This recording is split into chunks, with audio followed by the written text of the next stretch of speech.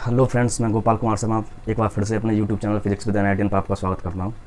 जैसा कि last lecture में हमने देखा था इलेक्ट्रोस्टैटिक पोटेंशियल एनर्जी और इलेक्ट्रिक पोटेंशियल भी देखा था हमने, और उससे बहुत सारे इलस्ट्रेशन भी किए थे। तो उसी फॉर्म में आगे हम देखते हैं। पहले मुझे आज जो है स्टार्टिंग में 2 नोट लिखाने थे, इसलिए मैंने वो पहले से ही लिख लिया। थोड़ा लिखने में फिर टाइम वेस्ट होता, इसलिए मैंने वो पहले से ही लिख लिए नोट, लेकिन उनको भी मैं समझा दूंगा ये क्या लिखा हुआ है। सबसे पहले आप देखिए, यहाँ पे लिखा हुआ है if we release a charge particle in a constant electric field it always move towards lower potential. तो ये क्या स्टेटमेंट है? ये गलत स्टेटमेंट है, फॉल्स स्टेटमेंट है। अभी हम इसको समझेंगे कैसे फॉल्स है। दूसरा लिखा हुआ है इफ़ वी रिलीज, ये पूरा यहाँ पे मैं डॉट डॉट किया हुआ है, ये पूरा वही वाला स्टेटमेंट है टुवर्ड्स तक। If we release a charge particle in a constant electric field it always move towards lower potential energy. ये ट्रू है। अगर आप बोलोगे अगर हम किसी चार्ज पार्टिकल को किसी कांस्टेंट इलेक्ट्रिक फील्ड में रिलीज करते हैं तो वो किधर जाएगा? वो हमेशा लोअर पोटेंशियल एनर्जी की तरफ जाएगा। ये वाला स्टेटमेंट ठीक है। अगर हम बोल रहे हैं कि लोअर पोटेंशियल की तरफ जाएगा तो वो गलत स्टेटमेंट है। समझ आया? इसको समझ लेते हैं कैसे, कौन ये वाला गलत कैसे, ये वाला सही कैसे। देखो, मान लो ये जीरो पोटेंशियल लाइन है, और यहाँ पे क्या है, ये मान लो मैंने 10 वोल्ट मान लिया, और ये मान लिया मैंने यहाँ पर -10 वोल्ट है। ठीक है। और आपका इलेक्ट्रिक फील्ड जो है ऐसे लगा हुआ है, कांस्टेंट इलेक्ट्रिक फील्ड, ये ई है। मान लो यहाँ पे चार्ज जो है, ये चार्ज कितना है, Q, M, और यहाँ पे कितना है -Q, M। अब देखो Q, ये Q है, पॉजिटिव चार्ज है, तो ये किधर की तरफ जाएगा? जिधर इलेक्ट्रिक फील्ड है उधर की तरफ फोर्स लगेगा, तो ये यहाँ से कहाँ पहुँच जाएगा? चल के यहाँ पे, तो ये यहाँ पे पहुँच गया। तो यहाँ पे इसका मान लो, तो यहाँ पर क्या हो गया इसका, ये -10 वोल्ट है और यहाँ पर Q है, तो इसकी पोटेंशियल एनर्जी कितनी होगी यहाँ पे? -10 Q। ठीक है। और ये यहाँ पे आ जाएगा इलेक्ट्रिक फील्ड में, इसके अपोजिट डायरेक्शन में इसका फोर्स लगेगा, क्योंकि ये -Q चार्ज है, तो ये कहाँ पे आएगा? -Q × 10, ये भी -10 Q, ये भी U। यानी हुआ क्या? अब हम अगर ये बोलते कि कोई भी चार्ज को हम कांस्टेंट इलेक्ट्रिक फील्ड में चलेंगे तो लोअर पोटेंशियल की तरफ जाना चाहिए, तो यानी लोअर पोटेंशियल तो ये है -10 वोल्ट, यानी कि दोनों को इधर जाना चाहिए था। लेकिन कहाँ गई ये? जहाँ पे इनकी पोटेंशियल एनर्जी मिनिमम थी, लोअर थी। तो Q के लिए तो लोअर यहाँ पे हुई, और इस -Q के लिए किधर हुई? -10, ये 10 वोल्ट पे, तो यहाँ पे -10 Q। तो हमारा ये स्टेटमेंट यहाँ से प्रूव हो जाता है, ये ऐसे समझने के लिए। अब हम स्टार्ट करने वाले हैं इक्विपोटेंशियल सरफेसेस क्या होते हैं, वो हम देख लेते हैं। मेरा डस्टर कहाँ गया? ये रहा, इक्विपोटेंशियल सरफेसेस। ये समझ में आ गया? अगर हम किसी चार्ज पार्टिकल को कांस्टेंट इलेक्ट्रिक फील्ड में छोड़ेंगे, रिलीज करेंगे, तो वो कहाँ जाएगा? लोअर पोटेंशियल एनर्जी की तरफ जाएगा, न कि लोअर पोटेंशियल की तरफ। ठीक है। ये बहुत ही अच्छे स्टेटमेंट है, ध्यान रखना इनको। अब हमारा टॉपिक है इक्विपोटेंशियल सरफेसेस क्या होते हैं, वो देख लेते हैं। इक्विपोटेंशियल सरफेसेस,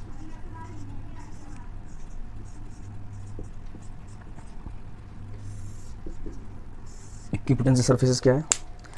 डेफिनेशन के फॉर्म में लिख लो, कुछ नहीं है। The locus of the point which is at equipotential या सेम पोटेंशियल, जो पॉइंट सेम पोटेंशियल पे हैं उनका लोकस ही क्या कहलाता है? Equipotential surfaces. The locus of the point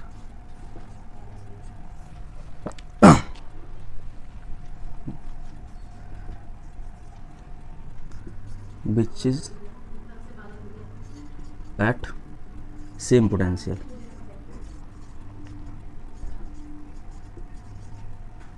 called equipotential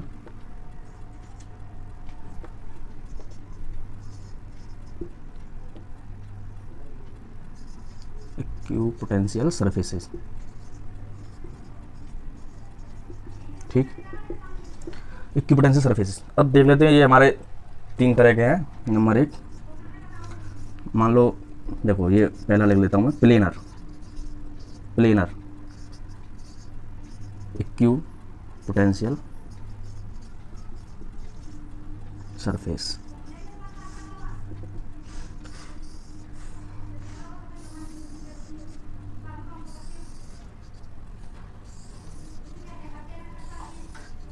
मतलब इस सरफेस पे जितने भी पॉइंट होंगे उन सबका पोटेंशियल क्या होगा, सेम होगा। तो एक प्लेनर हम ऐसे दिखाते हैं, प्लेनर को दिखाने का रिप्रेजेंटेशन का तरीका ये है। ये प्लेनर मान लो, प्लेनर की यहाँ पर मान लो कोई ए है, चार्ज यहाँ पर बी है, तो इन दोनों का पार्टिकल का पोटेंशियल क्या होगा, सेम होगा। ये कोई यूनिफॉर्म इलेक्ट्रिक फील्ड है, यूनिफॉर्म, ये क्या है, इक्विपोटेंशियल। नंबर दूसरा स्फेरिकल।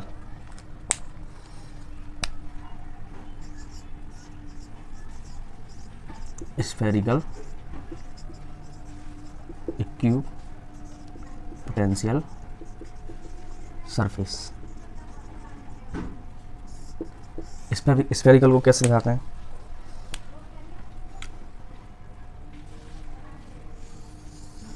मान लो यहाँ पे कोई चार्ज क्यू है,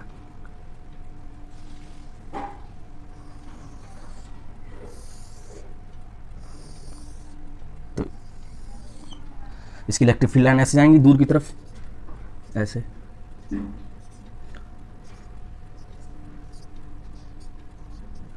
और ये वाला जो है, ये क्या है, ये इसका इक्विपोटेंशियल सरफेसेज है, ये वाला, ये जो भी है। यहाँ पे मान लो ए पॉइंट है कोई, यहाँ पे मान लो बी पॉइंट है, यहाँ पे कोई सी पॉइंट है, अलग अलग पॉइंट है ये। और ये हमेशा इलेक्ट्रिक फील्ड लाइन्स, अभी मैं लिखा दूंगा next point, electric field lines हमेशा परपेंडिकुलर टू इक्विपोटेंशियल सरफेसेज होती हैं। जो हमारा इक्विपोटेंशियल सरफेस होता है उसके परपेंडिकुलर होती है हमेशा। ये हो गया स्फेरिकल। नंबर थर्ड है हमारा सिलेंड्रिकल, उसको देख लेते हैं।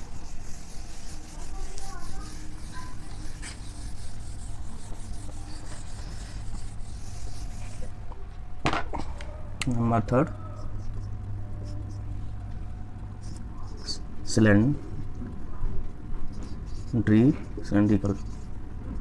सिलेंड्रिकल। मान लो ये कोई वायर है, तो हम इसकी इक्विपोटेंशियल सरफेसेस कैसे दिखाएंगे, ऐसे सिलेंड्रिकल टाइप का। ये इसका इक्विपोटेंशियल सरफेस है। इस पर मान लो लैम्डा कूलम पर मीटर के हिसाब से चार्ज डिस्ट्रीब्यूटेड है, तो ये इसका इक्विपोटेंशियल सरफेसेस है। और यहाँ से ऐसे निकल रही हैं ये लाइंस जो है, ये क्या है, इलेक्ट्रिक फील्ड लाइंस है। ठीक, ये सिलेंड्रिकल इक्विपोटेंशियल सरफेसेस। अब ये वाला पॉइंट और लिख लेते हैं।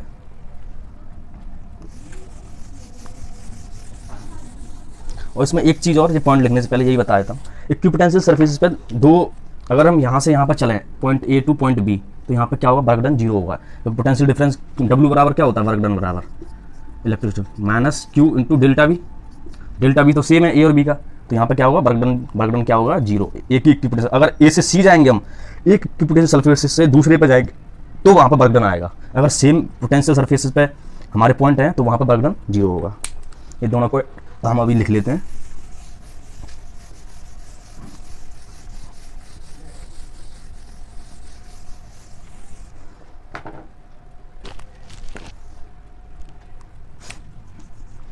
पॉइंट नंबर मान लो ये 1 था, इसमें ये 2 हो गया।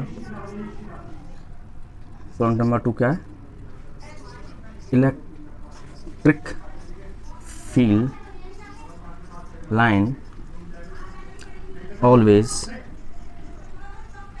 Travel perpendicular to the equipotential surface. Electric field line हमेशा इक्विपोटेंशियल सरफेस के परपेंडिकुलर ट्रेवल करती हैं। ठीक, और दूसरा क्या बताया था मैंने, work done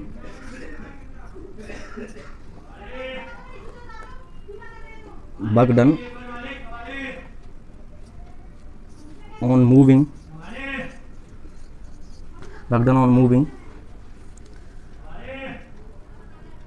from point A to point B, जो भी मैंने दिखाया था, point B on same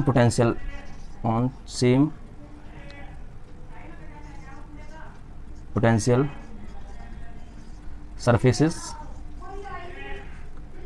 is 0, यानी कि सेम हम इक्विपोटेंशियल सरफेस पे चलेंगे तो वहाँ पर क्या होगा, वर्क डन 0 होगा। तो यहाँ पर वैसे लिख लेते हैं, work done equal to 0 from A to B, और work done not equal to 0 from A to C। अगर हम A टू C जाएंगे जो भी मैंने दिखाया था तो वर्क डन 0 नहीं होगा, अगर A टू B चलेंगे तो वर्क डन 0 होगा। ये हो गया। अब हम थोड़े से एक क्वेश्चन देख लेते हैं, इलेक्ट्रिक फील्ड और पोटेंशियल के, कांस्टेंट इलेक्ट्रिक फील्ड। और लास्ट लेक्चर में भी हमने देखे थे कुछ, अभी दो देख लेते हैं। उसके बाद हमारा स्टार्ट होगा क्या, डायपोल।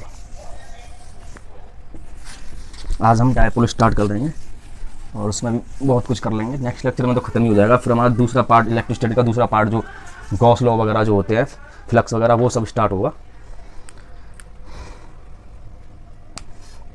तो एक क्वेश्चन छोटा सा, मान लो ये 20 वोल्ट है, ये 10 वोल्ट, ये 0 वोल्ट, और इनके बीच में क्या है, ये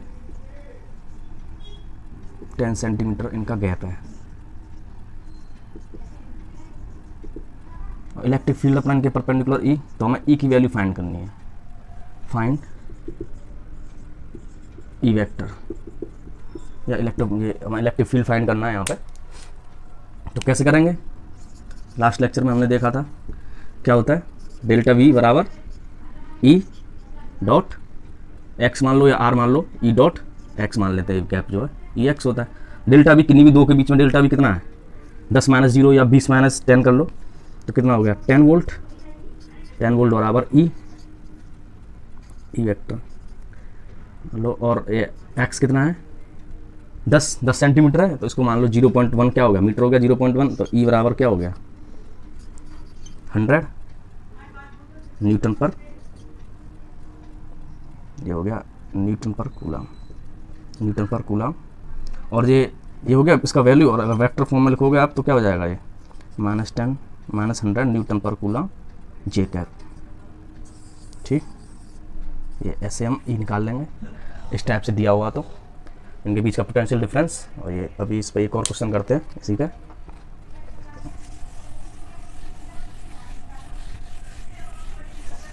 उसमें भी हमें ई फाइंड करना है।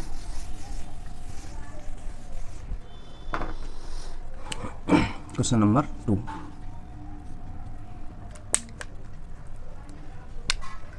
ये थोड़ा अच्छा क्वेश्चन है, देखो कैसे।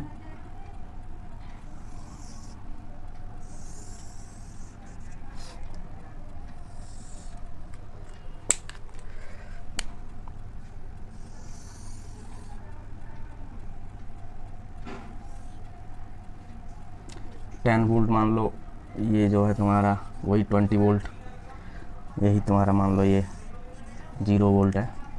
ठीक, और तुम्हारी इलेक्ट्रिक फील्ड लाइन ऐसे है, इसके परपेंडिकुलर ई,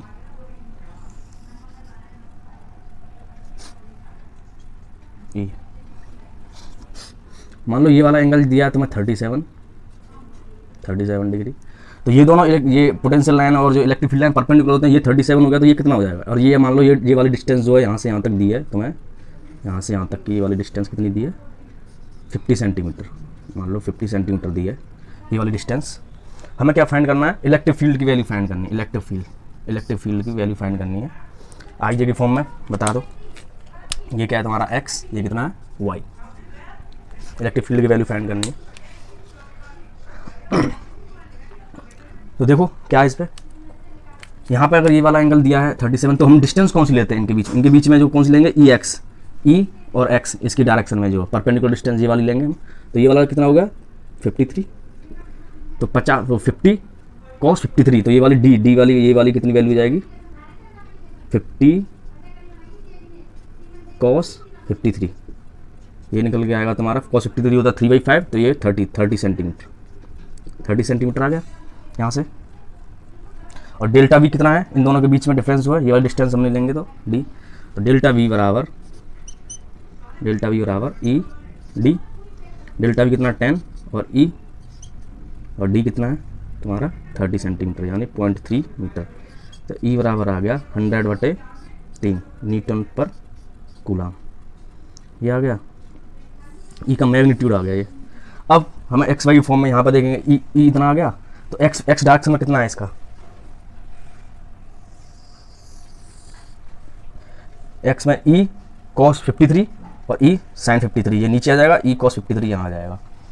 ई वेक्टर बराबर ई cos 53 आई कैप, और cos 53 और जो नीचे आएगा नीचे की तरफ, तो माइनस ई sin 53 जे कैप।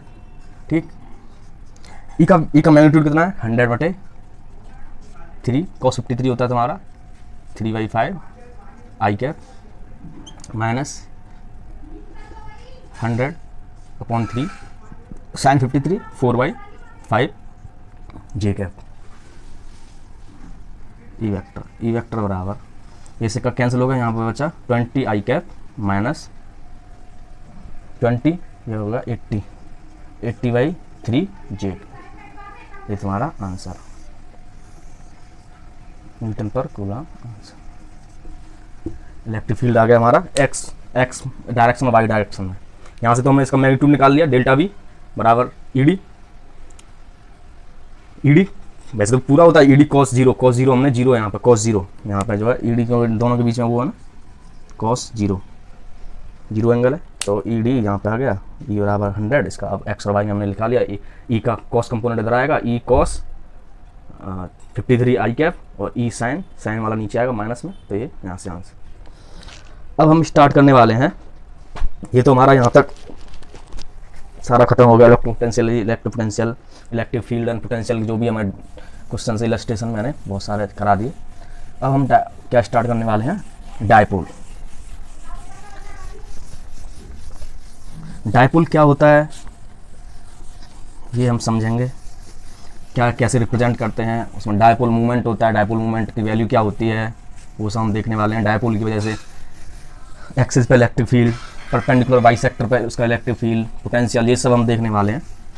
टॉर्क वॉर्क सब आएगा इसमें। तो बढ़िया से अब नई हेडिंग डालो, डायपोल।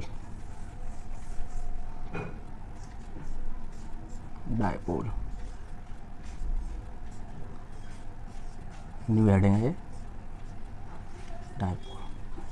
डायपोल क्या होता है, डायपोल कुछ नहीं है, एक dipole is a combination of two charges of same magnitude and opposite in nature which is at separation small D. यानी कि दो कोई चार्ज हैं, सेम मैग्नीट्यूड है उनका, लेकिन अपोजिट नेचर के हैं, एक प्लस क्यू है तो एक माइनस क्यू है, और उनको थोड़ी सी डिस्टेंस पर, किसी इस डिस्टेंस डी पे उनको रख दें, तो वही हमारा डायपोल बन जाता है, उसी को डायपोल बोलते हैं। चलो लिख लो इस डेफिनेशन को एक बार। डायपोल क्या है, dipole is a combination of two charges of same magnitude, same क्या है उनका मैग्नीट्यूड है,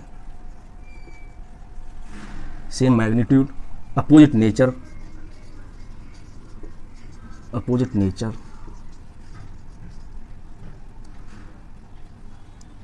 and